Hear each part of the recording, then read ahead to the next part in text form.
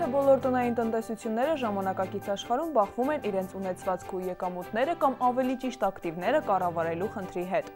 Ինչպես պահել խնայողությունները դնել բանկում որպես ավանդ, ձեռք բերել բաժնետոմսեր, պահել տանը, թե օգտվել այլ հնարավորություններից։ Ինչ ծառայություններից կարող են օգտվել մարդիկ իրենց ակտիվները կառավարելիս ընդհանրապես եւ Հայաստանում մասնավորապես։ Այս հարցերի շուրջ այսօր մենք զրուցելու ենք Ameria Asset Management-ի ակտիվների կառավարիչ Ռուբեն Գևորգյանի հետ։ Բարև ձեզ, պարոն Գևորգյան։ Բարև ձեզ։ Պարոն Գևորգյան, ինչն ենք մենք սովորաբար համարում ակտիվ եւ ինչ է իրենից ներկայացնում ակտիվների կառավարումը։ Ցանկացած ազատ միջոց, որը տնային տնտեսությունները տիրապետում են, կարող են ներդնել բանկային համակարգում, ներդնել ֆինանսական շուկայի այլ գործիքներում։ Այս բոլոր օրինակներում տնային տնտեսությունը կանգնում է որոշում կայացնելու առաջ։ Որոշումը կարելի է կայացնել ինքնուրույն։ Տնային տնտեսությունը իր ազատ միջոցները կարող է տիրապետել ինքնուրույն որոշում կայացնելով։ Օրինակի համար, երբ որ դուք որոշում եք բանկում ավանդ դնել, դա ինքնուրույն որոշում է, որը դուք որոշակի ինֆորմացիա վերլուծելով կայացնում եք։ Կամ օրինակի համար դուք կարող եք անշարժ գույք գնել որպես ակտիվ հետագայում եկամուտ ստանալու համար գների տատանումների հետևանքով։ Այս բոլոր օրինակներ են, երբ որ դուք ունեք ազատ միջոց, դրանք դառնում են ակտիվ։ Դուք ներդնում եք եւ դա ավտոմատիկ դառնում է ակտիվ, որի միջոցով դուք ստանալու եք եկամուտ։ Բայց հաճախ անհրաժեշտություն է լինում ոչ թե ինքնուրույն որոշում կայացնել, այլ որոշում կայացնել օգտվելով խորհրդատվությունից, մասնագիտացված կառույցի խորհրդատվությունից։ Դա հատկապես այն դեպքերում է, երբ որ ձեր որոշումը ակտիվների մեջ ներդրում անելու ավելի բարդ գործիքների հետ է։ Հա, եթե մենք ավանդը, անշարժ գույքը, այս կամ այն չափով պատկերացնում ենք այդ ակտիվների գնագոյացման սկզբունքները եւ այլն,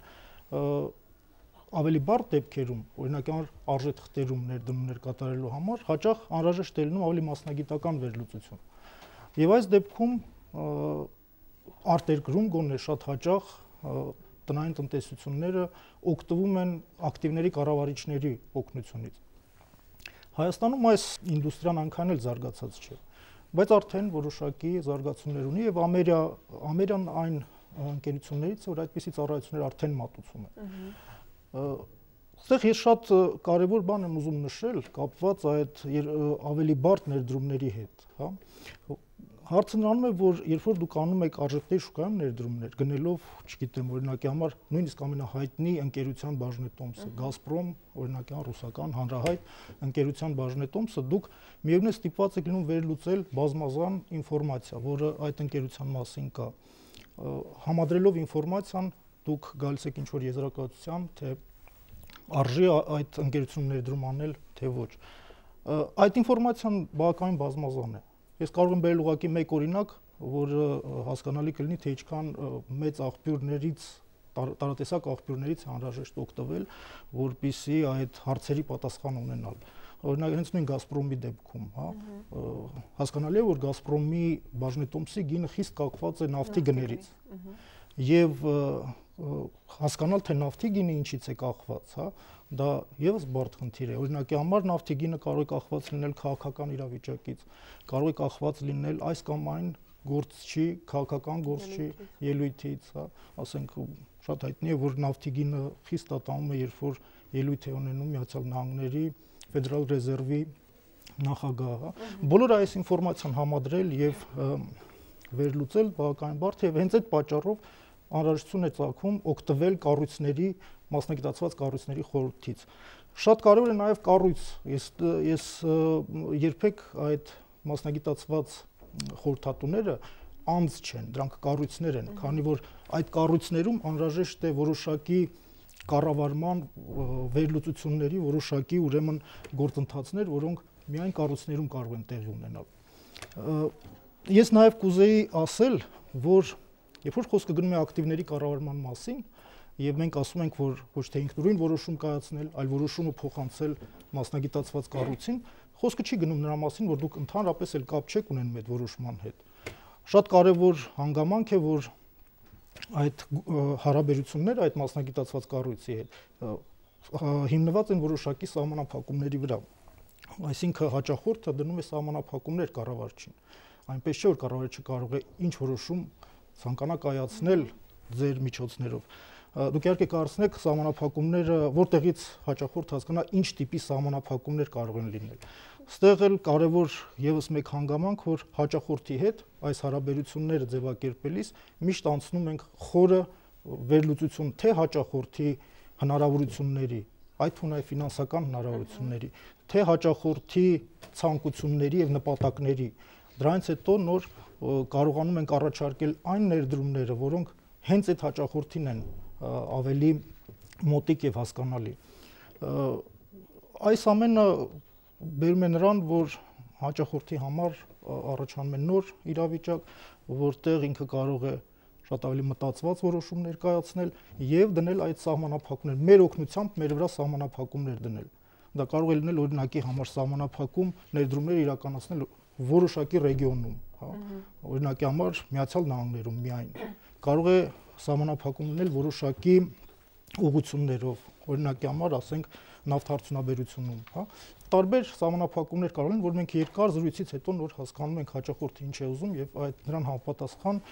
ձևավորում ենք պորտֆելներ։ Պարոն Գևորգյան, իսկ ինչ ավանդական ծառայություններ կան ակտիվների կառավարման։ Երբ որ ասում ենք ակտիվների կառավարման ավանդական ծառայություններ, հասկանում ենք պորտֆելների ձևավորում։ Դուք կարող եք գնել մեկ բաժնետոմս, նույն Գազպրոմի բաժնետոմսը կարող եք գնել, որի գինը կախված է նավթի գներից, ինչպես արդեն ասեցինք, բայց կարող եք միաժամանակ գնել նաև որևիցե ավտոարտադրողի բաժնետոմսեր, որի վրա նավթի գինը արդեն հակառակ ազդեց։ Այո, եւ հետեւաբար կունենաք հավասարակշռված պորտֆել եւ կունենաք հաճախորդին արդեն հաճախորդի միջոցները կլինեն ավելի բարձր եկամտաբերության հնարավորություն կունենան, ավելի հավասարակշռված եւ ռիսկից ավելի զերծ։ Այս ուրեմն այս պորտֆելների կառուցումը դա ակտիվների կառավարման ավանդական գործիքներն են։ Մենք առաջարկում ենք առնվազն 3 տիպի ստանդարտ պորտֆելներ, որոնք կարող ենք առաջարկել հաճախորդներին։ Եվ առաջարկում ենք նաև ոչ ստանդարտ պորտֆելներ, որտեղ ամեն հաճախորդի համար հատուկ իրեն համար, հատուկ իր նպատակների համար ձևավորվում են պորտֆելներ։ Ասեմ նաև, որ պորտֆելները առաջարկում են ինչպես ֆիզիկական անձանց, այնպես էլ իրավաբանական անձանց։ Իրավաբանական անձանց համար ունենք հատուկ մշակված պորտֆելներ, այսպես կոչված ժամանակավոր ազատ միջոցների կառավարման պորտֆելներ։ Դրանք այսպես կոչված ավելի լիկվիդ պորտֆելներ են, իրացվելի պորտֆելներ են, որոնք թույլ են տալիս շատ արագ պորտֆելները վերաձևակերպել եւ երբ որ ազատ միջոց ունի ընկերությունը դնել ինչ-որ ակտիվների մեջ, արագ հանել, օգտագործի այդ միջոցները, նորից վերադարձնել պորտֆելներ։ Սա ուրեմն իրավաբանական անձանց համար է։ Նաեւ պետք է նշեմ, որ այս ծառայությունները նոր են Հայաստանում, շատ նոր են Հայաստանում եւ ստիպված ենք կիրառել նաեւ նոր մոտեցումներ, ոչ ստանդարտ մոտեցումներ, հա։ Իսկ ինչ ոչ ստանդարտ մոտեցումների մասն է խոսքը մասնավորապես։ Ոչ ստանդարտ մոտեցումներ ասելով մենք հասկանում ենք այսպես կոչված կառուցվածքային ավանդները, որոնք իրենցից ներկայացնում են ավանդի, հասարակ սովորական ավանդի, որը մեր հեռուստատիտողներին քաչ հայտնի է, եւ ակտիվներում ներդրումների խառնուրդ, հա։ Այսինքն այդ ավանդի եկամտաբերությունը ձևավորվում է ինչպես ֆիքսած տոկոսադրույքից, այնպես էլ որևիցե ակտիվում ներդրում կատարելուց։ Մասնավորապես մենք կարող ենք առաջարկել այնպիսի կառուցվածքային ավանդներ, որոնք կապված են ոսկու հետ, այսինքն ձեր ներդրված գումարը ամեն դեպքում կվերադարձվի ձեզ ինչպես ավանդի դեպքում է, կստանաք որոշակի ֆիքսած տոկոս, բայց նաև կստանաք որոշակի հավելյալ տոկոս, որը կախված է ոսկու գնից։ Մեր ուրեմն կառուցվածքային ավանդները շատ տարբեր ակտիվներին կարող են կապվել։ Մենք հիմնականում օգտագործում ենք 3 ակտիվ, դա ոսկին, նավթը եւ Dow Jones-ի ինդեքսն է, բայց միևնույն ժամանակ կարող ենք առաջարկել հաճախորդներին, եթե ունենան այդպիսի ցանկություններ, այլ գործիքների հետ կապել կառուցվածքային ավանդները։ Ամերիախմբում այս ավանդները առաջարկում է Ամերիաբանկը։ Պարոն Գևորգյան, ինչ հաջողություններ ունի ամերիկյան ակտիվների կառավարման բնագավառում։ Ամերիկան արդեն կառավարում է 6-ից 10 միլիոն դոլարի կարգի ակտիվներ, փոփոխական է թիվը, քանի որ տարբեր պահերի մտնում դուրս են գալի ինչ-որ գումարներ,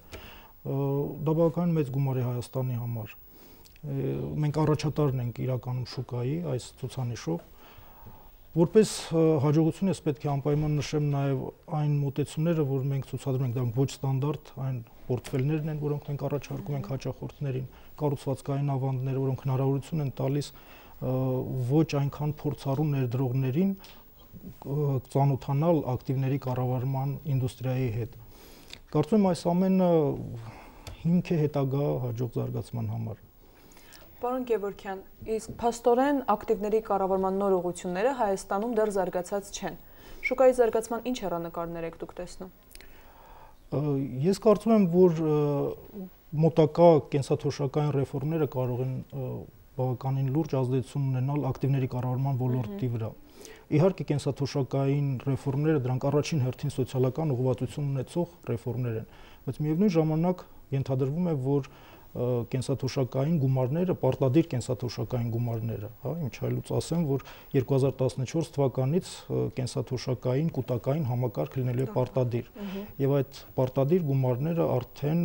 փոխանցվելու են կենսաթոշակային հիմնադրամներ, որոնք կառավարվելու են պրոֆեսիոնալ կառավարիչների կողմից, եւ կարծում եմ այս ռեֆորմները որոշակի խթան կհանդիսանան այս շուկայի զարգացման համար։ Կարծում եմ, որ բավական լավ հեռանկարներ կունենա այս շուկան, ինչպես ապահովագրական ընկերությունների համար նոր հնարավորություններ բացվեցին ԱՊԱ-ի ներդրման հետ։ Շնորհակալություն, պարոն Գևորգյան։ Շնորհակալություն։ Հարգելի հեռուստադիտող, հիշեցնեմ մեր հաղորդման հյուրն էր Ameria Asset Management-ի ակտիվների կառավարիչ Ռուբեն Գևորգյանը։ Շնորհակալություն։